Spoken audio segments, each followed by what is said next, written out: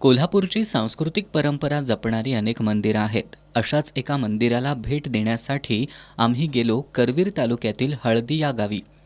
इथं आहे आई अंबाबाईचं मंदिर. हळदी गाव कोल्हापूर भोगावती रोडवर कोल्हापूरपासून 15 किलोमीटर अंतरावर आहे.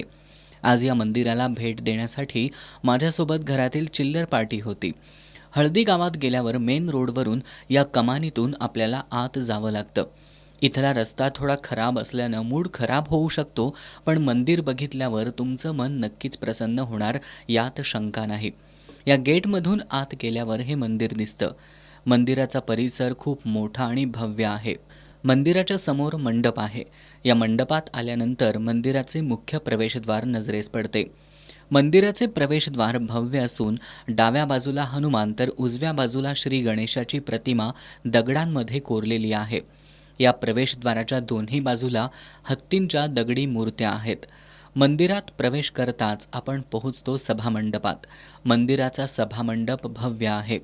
अनेक कोरीव नक्षीकाम असलेल्या खांबांवर हे मंदिर उभं आहे.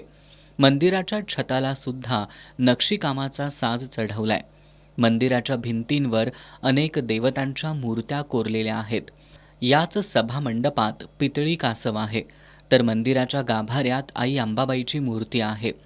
आम्ही मनोभावे आई अंबाबाईचं दर्शन घेतलं. मंदिरात खूपच शांत आणि प्रसन्न वातावरण असल्यामुळं खूप छान वाटतं.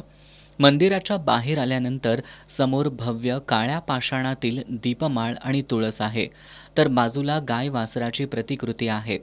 मंदिराच्या डाव्या बाजूला मरगुबाईचं छोटेखानी मंदिर आहे आणि श्री गणेशाचं संगमरवरी छोटं मंदिर आहे.